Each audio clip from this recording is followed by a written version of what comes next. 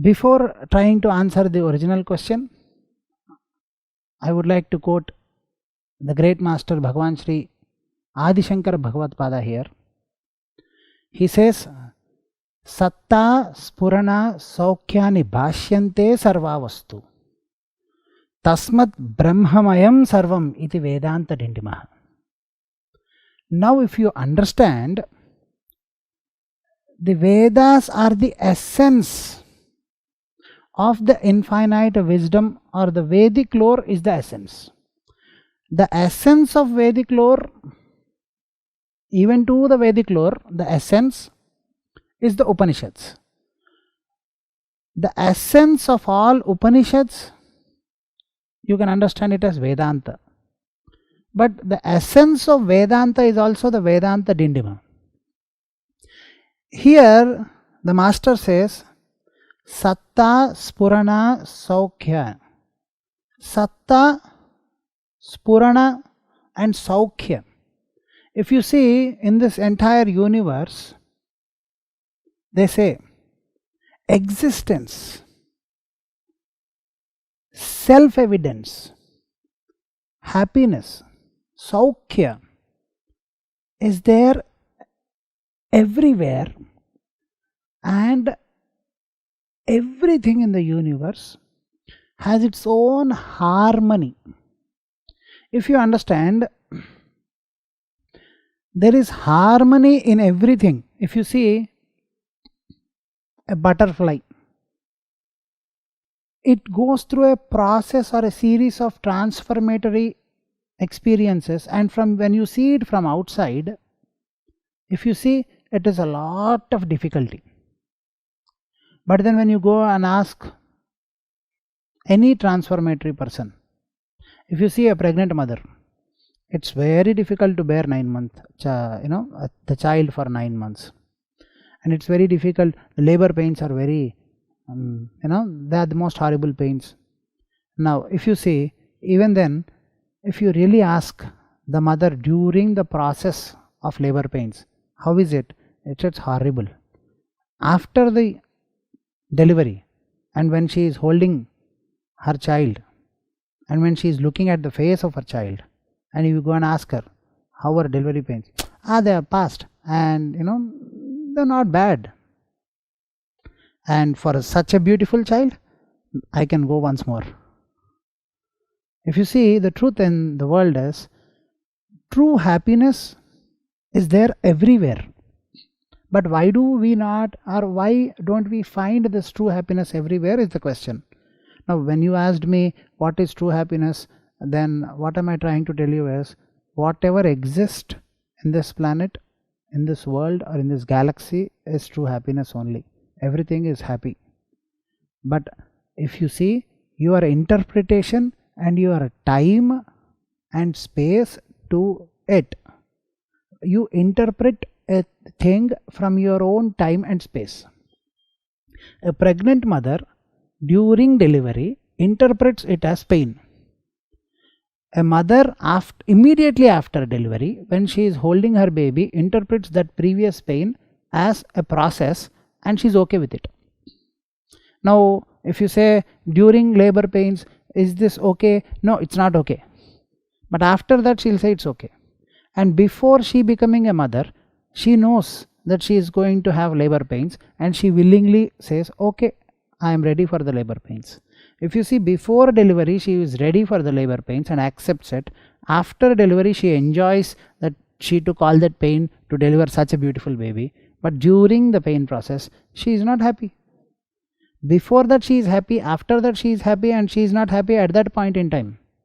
And that is the reason why Adi Shankara Bhagavad-pada says, the true existence, self-eminence, and the Ananda is there in every avastha. Am I clear with you? And that is the reason why Brahmamidam Sarvam, all this is Brahma, all this is happiness only. And this is what the Vedanta says. But you are not able to understand it because you look at it from your own time and space perspective. So in life, if you try to find true happiness, if you are trying to find happiness, unfortunately you are finding it from your own time and space perspective, and so whatever you find as happiness is only short lived. So that is the reason why you don't ever find something called a true happiness in your life.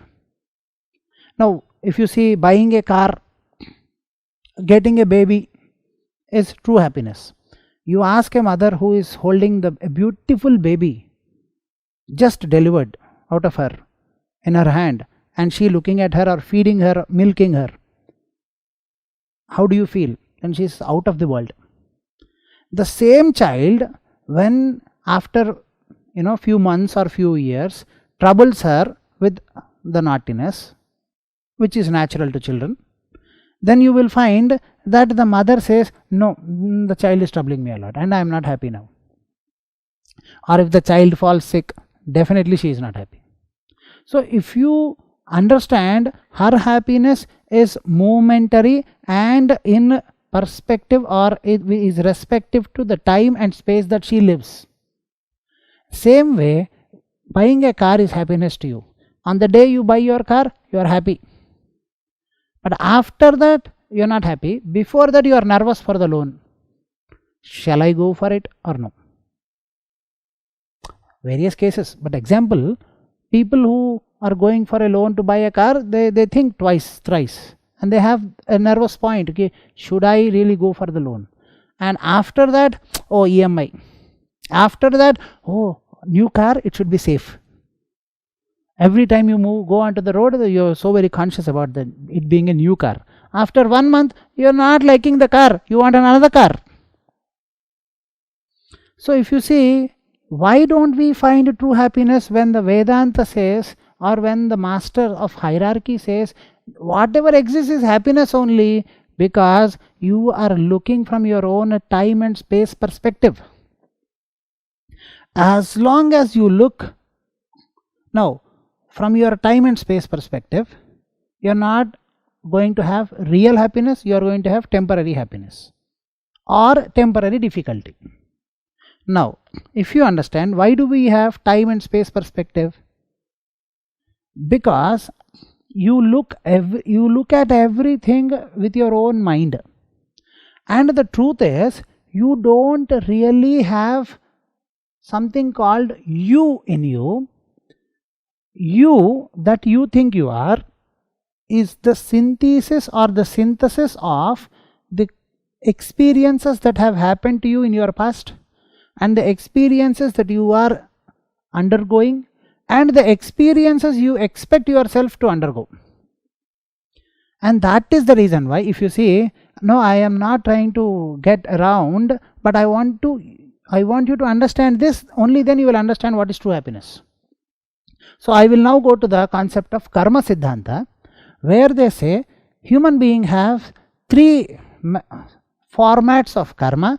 One being the sanchita karma, the second being the agami karma, the middle one being the prarabdha karma.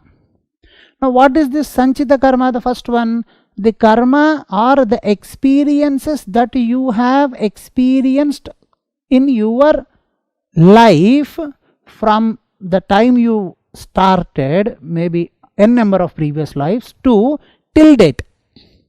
So all those experiences of hurt or happiness or neutral expressions till now that have happened to you influence your mind to a certain extent. Now by understanding the experiences that you have experienced in this life, at least you expect and you predict something to happen to you. When you are going to buy a car, you are going to predict, wow, I am going to enjoy this car. And you have your own idea of enjoyment. Everybody has their own idea of enjoyment for money. When I say, do you want 100 crore? Yes, 100 crore. What do you want to do? I will enjoy this way. Enjoyment for somebody is 100 crore. Enjoyment for somebody is something else. Everybody has their own viewpoint and perspective to the word enjoyment.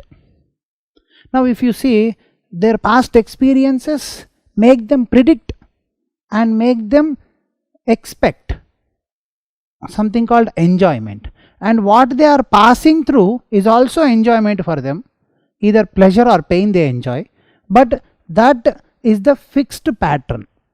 Now if you see, what all you had experienced till date is Sanchita, what you predict for yourself is Agami. You are not punished for what you have not done. But still, if you see the Vedanta, they say you are being inflicted or you are troubled by your Agami karma also. How is this possible? Because my past experiences led me to predict my future, and my future prediction, my future prediction and my past experience together form a concrete self-image, which is not me, but which is a synthesis image of these two, the prediction and the past experience. Now this becomes my prarabdha, and that is the reason why, according the Vedanta or the Veda Shastra says, according to your prarabdha you lead your life. Now this prarabdha is the complex mixture formed by the past experiences and the future expectations. They form a new consciousness, new mind, and this continuously changes. That is the reason why the prarabdha also continuously changes. Am I clear with you? So the prarabdha, when you have a relationship, regarding women, you might have certain experiences in the past, and you have a future expectations with the past, with the future. Now your previous expectations and future predictions together, expectations, all this, they join together and they make you behave in a specific way with the woman that is already there in the present in your life, and that will have a different impact on that woman because she had previous experiences of different male. Am I clear with you? Father, brother, whatever experience she had, and she expects males to be that way, and she predicts males to be some other way. And if you have understood, she has her own complex prarabdha, you have your own complex prarabdha or viewpoint, to be simple, if you are understanding. Attitude, if I try to break it down into modern terminology. How is your attitude formed? By your previous experiences and your future expectations, you have your attitude formed. How is her attitude formed? By her previous experiences and previous future predictions. All this together, then they come, they are never matched. And so there is a complexity, and so in the present there is no happiness. So if you see, and then you come to me and say, how can I find real happiness? Then if I give you a simple answer that just be you, then you will say, how is it that I be me? Because when I say just be you, the Vedanta says that you, whatever you see, whatever is there on the existence is happiness. So you are happiness, and that is truth. Experience it. I say, how can I experience it? So how to? Instead of telling you now, as the Vedanta Denima says, that you are all happiness, instead of trying to tell you that whatever exists is happiness, now I try to project it in a different way. As I explained all this explanation about you having your past experiences, your own predictions about your own life, and fusing them and forming an attitude, and your people having their own experiences, their own predictions, fusing and forming an attitude, and your attitude, their attitude, sometimes in some cases match, in some cases it doesn't match. Not just with women or not just with males, when it comes to car also. When you buy a car, you expect the car to function in a way specific way for you. But then when you start driving it, after 2 days of driving, you don't feel that the car is moving that way, the way you want it. And then you are naturally dissatisfied with the car. And the car that you loved so much before buying, while buying, 2 days after that you are disappointed. And this disappointment, because it is not matching with your prediction, you are terribly hurt. And you say, where is happiness? So, where is true happiness? Your true happiness is in disowning your predictions about your own life. Your true happiness is in disowning your own past experiences. Your true happiness is just flowing with the flow of life, respecting life as it comes, as it happens, now and here in your life. Now, how do I get that? Again, that's a question. Because, what is real happiness is not such a simple answer that I can tell you in one line, because the true real happiness is not somewhere. If you try to find it, you can't get it. But it is there everywhere. Now, you are fascinated and you are thrilled. Okay, how is it everywhere? I don't find it. You don't find it because you are looking at it through the spectacles of your past experiences and the future predictions of your own life, and trying to fit it in the present moment.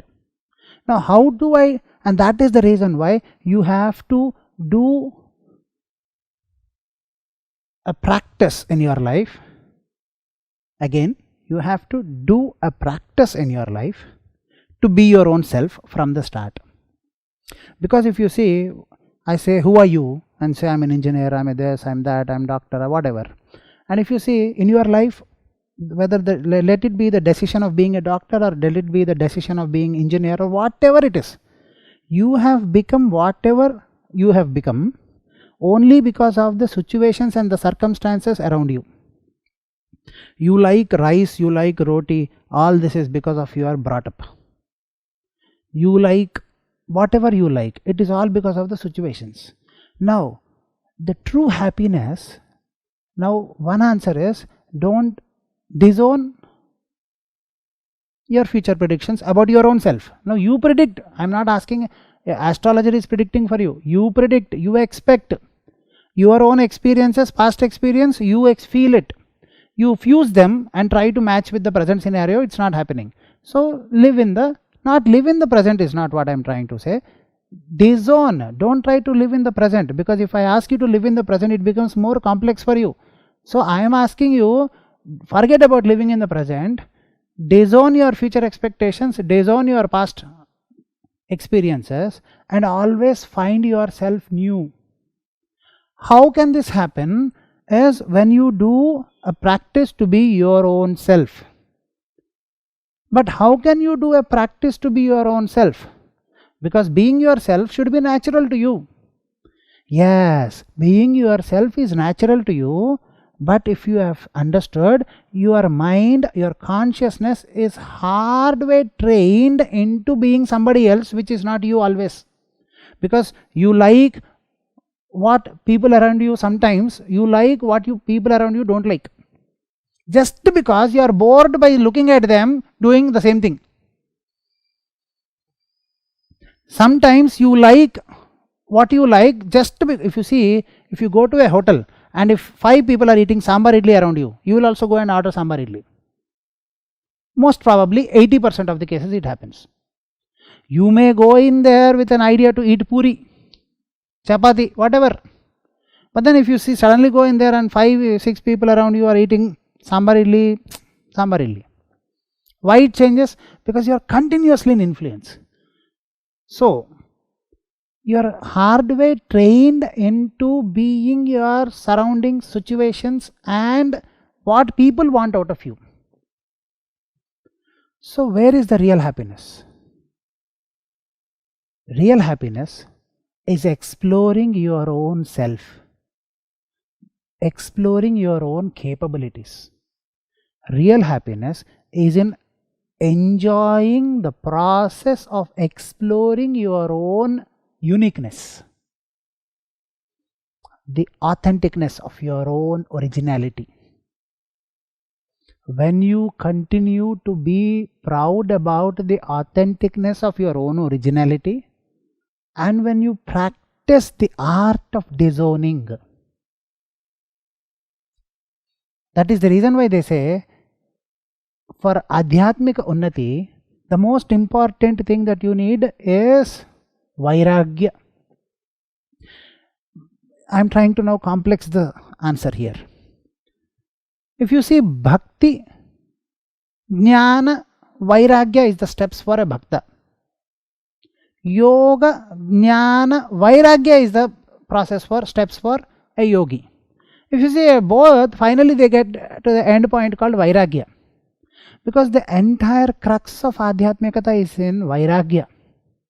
Now what is this Vairagya, or how to disown? How you get disown? First, how to actually disown your own past experiences, because you have experienced your own self and you are trained to like what your surrounding says. You are trained to hate what your surrounding circumstances motivate you. Everybody gets motivated by their surrounding situations. If you see 90% of your life decisions, if you coolly, calmly analyze your own life, 99% of your decisions in life are because of the situations or people around you. Because you have a father with certain behavior, and because you have seen him doing the same thing with the same way, you got bored out of seeing him doing, you'll say you'll do something different. But then you got the same qualities, attributes of your father, because you are the son of your own father, so you have this natural qualities that you have imbibed from him. Now you are trying to fight the natural qualities of your own father, which will give you the same kind of behavior that your father has, but you looking at your father is now bored at the father, so you are fighting your own natural destiny. I'm not talking spiritual destiny. When you have the same qualities of your father in your life, you have same production, but then you see the production happening in the father's life, produce happening in the father's life, and you are bored with that. So now you are fighting, you think that you are fighting with your father's production process of procedure of life, and you try to create something new. But then if you are mistaking yourself, you are carrying the same qualities of your father there. So what is happening is, with the same qualities, you are trying to produce a different result, and the different result is a different expectation, and it doesn't match, and most people generally end up in doing something which they don't understand what they are doing, and finally land up, and that's what they call as prarabdha again. And spiritual people now come to the context and say, oh, this is your prarabdha. How do we make our own prarabdha? By complexing our own mind or our own conscious information of past experience with future prediction, and trying to hate, dislike surroundings. The complex network happens. Finally a synthesis happens. Finally a synthesis and then synthesis happens. And that net product which is produced is your prarabdha. How to avoid this? Yes, first don't try to work on your karma. Don't blame your karma. Start loving your own individual authenticness. And every day contemplate on your own self. And that is the reason why Sanmarga Sri Vidya Sadhana gives you this authentic method of how to contemplate, because this is the righteous path where you contemplate on your true self, which can never be influenced. Now what you think you are is always influenced by the people. How to live in the present is also the same way. Because if I say live in the present, many Siddhas have come and told you, live in the present, live in the present, live in the present. Unfortunately, nobody could make you live in the present. And why? Everybody knows. See, every child knows that he has to study well and be successful in his life, and he has to be happy in his life. In fact, why do you marry? If I ask somebody, for happiness. Why do you get a job? For happiness. You ask any person, why do you get a job? For happiness. Why did you marry? For happiness. Are you really happy? Ask any person, and then I don't want an answer here, because when people sitting with wives, there will always be an issue. So the truth is, there is always an emptiness that is bogging every person. Whatever you do, you feel, if you constantly feel what you are feeling, then you will come to a conclusion that there is some emptiness that is bogging you, that's troubling you. No matter what no matter what achievements you have, or no matter what failures you have in your life, there is an emptiness within you. How to conquer that emptiness is the path. And if you conquer that emptiness, then you have understood what is real happiness in life. Because, my dear, Real happiness is not there and then. It is here and now. And I am not even trying to ask you to live in presence. Learn the art of disowning what you think you are in your own self. Learn the art of truly contemplating on your own self. Now, the art of truly contemplating on your own self is also not on just closing your eyes and contemplating. No, that's not that simple. Because everybody truly contemplates on their own image of what they consider what they are. And that is the reason why Adi Shankara says a bhakta loves God in the wakeful state. But as long as he does not get lost in that love and enters into a state of dream also, he has not progressed in his bhakti. But in the state of dream also, he must progress into a state of deep sleep or samadhi, turiya avastha, with the state or with that bhakti. And he should come back, and because a bhakta takes Vitobha, Vittala, Panduranga Vittala as a symbol. He starts loving, and then he falls into a state of complete love. And even in the dreams, he dreams about his God. Slowly, he dreams only about, lives about. Finally, he feels that when he dreams or when he thinks about God, he is in a state of absolute silence, in a deep sleep kind of a state.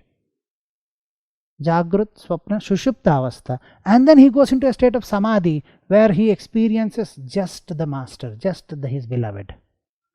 After that, he has to enter, because he could enter into the state of that Samadhi through the Vithoba or Panduranga example.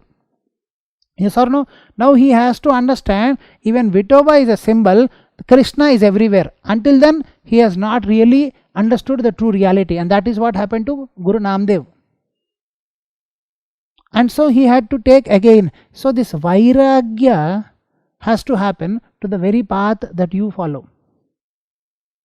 So the truth is, Vairagya does not belong to relinquishing clothes or relinquishing property. The truth is, when you really understand the secret of life, that you are unique, you are authentic, and when you learn the art of not being influenced by your past and neither being motivated by the future, don't try to live in the present, just be yourself. Then living in presence naturally happens to you, and then alone you will find what is true happiness. These three states are troubling you. The waking state, the walk, when you are awake, when you are dreaming, and when you are in deep sleep. These three states, as long as they are differentiated, you cannot live in the present. That is the reason why people who meditate for long hours, do puja for long hours, do whatever, they are still not able to understand or even realize for a moment that how to live in a state of presence, the present. But the truth is, you can only live that way when you try to erase the bridge or the barriers between the wakeful dream. That is the reason why I ask you all to contemplate on yourself in that I am pulsation that you experience in the wakeful state, in the dream state, in the sleep, whatever you do. I ask you to experience that I am. And when you are experiencing, I ask you to meditate 1 minute per every 1 hour as a regular practice. And slowly I want you to experience that 24/7. And when you experience that, are you all practicing? So when you are practicing that experience of your own existence and trying to erase the barriers between the walk or the wakeful state and the sleep. And that is the reason why I ask you to meditate while walking and doing your job, natural daily job, and then while during sleep. I taught you all those meditations because that is very important to erase the barrier. And that is the reason why you all complain, okay, I'm asleep, but still I feel I'm absolutely awake at night. No, that should happen. You should be awake at night, but you must be feeling absolutely rested. You should sleep. You should find a state where, now that is how it is so complex, because living in presence, it's easy to say. Now in practical Advaita, you have to learn how to merge these barriers. Then it's very easy. No, real happiness can only be found when you know how to merge the barriers of your wakeful state, sleep, and deep sleep states, and live in that fourth state. For that, what is more important is not just blind meditation, not just blind force. What you need is an art of true Advaita Sampradaya, practical Advaita. Don't just read dry Vedanta philosophy. Don't just read books and then try to theoretically understand all this. Spirituality is not something that you can read. Spirituality is something that you can experience out of your own practice. So I want you to do all this practice within you and then find that real bliss. And I want one day to you all tell me. No, I am not saying one day it's going to be 10 years from now, 20 years from now. It should happen here and now. And once this is complete, I want you all, I will make sure that you all experience it. You just cooperate, because together you are helpless without me. I am useless without you. But together we can create the miracle of existential reality happening in life. So let me quickly summarize the answer for you. You can find real happiness in life when you can find the real you within you. How can you find the real you within you? As when you know the art to disown or detach yourself from the past experiences and the future predictions of your own self, by your own self. Now how can you do this? How can you detach yourself from your past experiences? Because what you have experienced is what you have experienced. I told you the answer, but I am just trying to give you in a nutshell.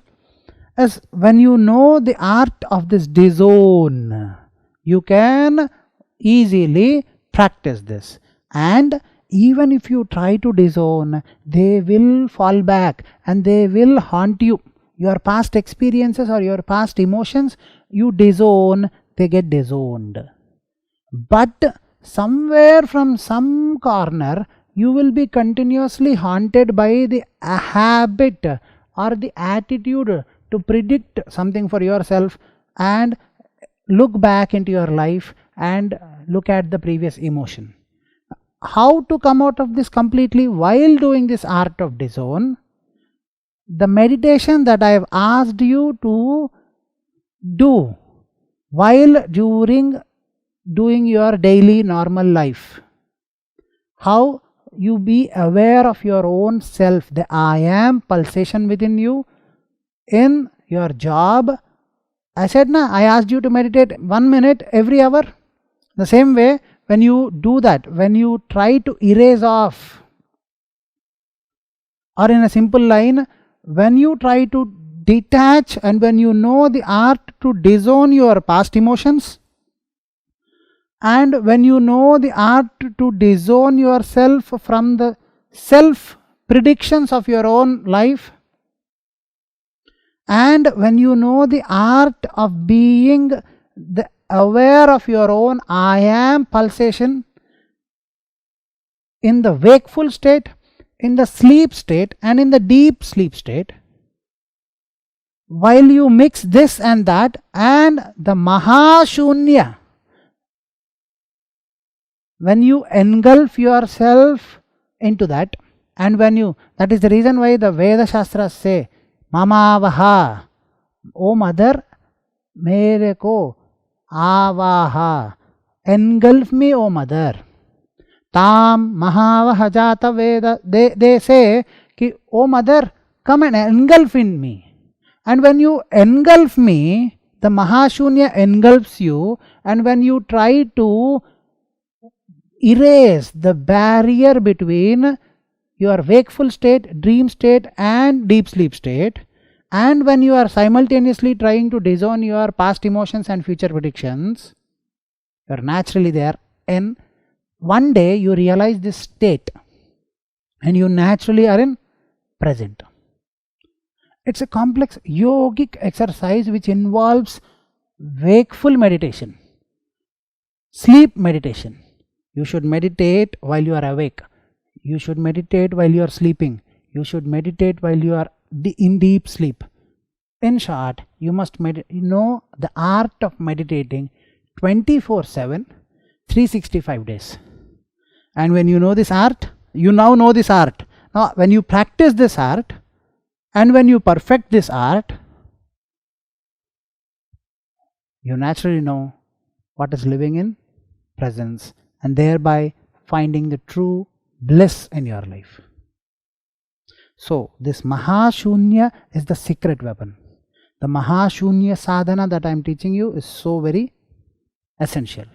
Jai Guru Datta.